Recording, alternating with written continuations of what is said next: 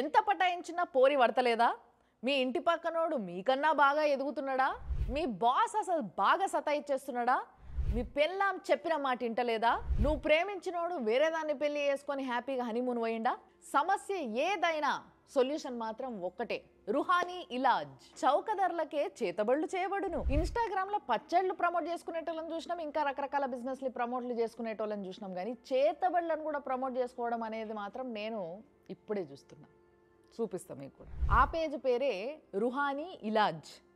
ఆ పేరు పైన మీరు చూడండి, ఇన్స్టాగ్రామ్లో 12,500 మంది ఫాలోవర్స్ ఉన్నారు. ప్రతిరోజు వీడియో పెడతాడు అన్నట్టు వీడు. నేను వీళ్ళకి చేతబడి చేసిన, వాళ్ళకి చేతబడి చేసిన, చేతబడి చేసిన ప్రాసెస్ని కూడా వీడు మంచి వెనకాల ఒక బ్యాక్గ్రౌండ్ స్కోర్ వేసి డించిక్ అని పెడతాడనమాట. అట్లా 131 పోస్టులు ఉన్నాయి దీంట్లో. మరి ఇన్ని వేల మంది ఫాలోవర్స్ ఉన్నారు, మళ్ళీ ఇన్ని వీడియోలు ఉన్నాయి. అయినా కూడా ఇప్పటిదాకా ఎవ్వరు పోలీసు వాళ్ళకి వీడి గురించి అసలు కంప్లైంట్ చేయలేదా? మరి ఎందుకు దీన్ని బ్లాక్ చేయలేదు? ఇది ఇంకా ఎందుకు ఇట్లా అందరూ చూసేలా ఉన్నాయి? అసలు ఏంది యాక్టివిటీ అనేది అర్థమవుతలేదు. ఇక వీడి క్రియేటివ్ రీల్స్ అయితే ఇంకా దరిద్రంగా ఉన్నాయి. ఇక కొన్ని చూస్తే అయితే అరే ఏందిరా ఇది, అసలు వాడు కమర్షియల్స్ కూడా చాలా చండాలమైన కమర్షియల్స్ ఉన్నాయి అన్నీ.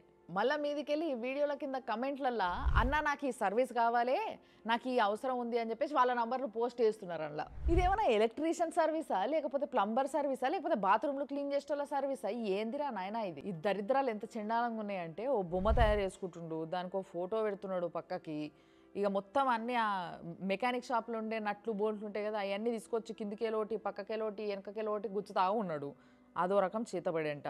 మళ్ళా ఎండ్ల పడితే అందులోనే ఒక చెట్టు మొద్దులో పెడుతున్నాడు ఫోటో, ఒక క్యాట్ ఫిష్ని చంపేసి దాన్ని నోట్లో పెడుతున్నాడు ఫోటో, ఒక గుమ్మడికాయని కోసి దాంట్లో పెడుతున్నాడు ఫోటో, అది పాతి పెడుతున్నాడు మట్టిలా.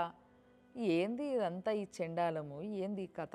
ఆఖరికి టెక్నాలజీని మూఢనమ్మకాలకు మూర్ఖత్వాలకు కూడా వాడుకుంటున్నారు.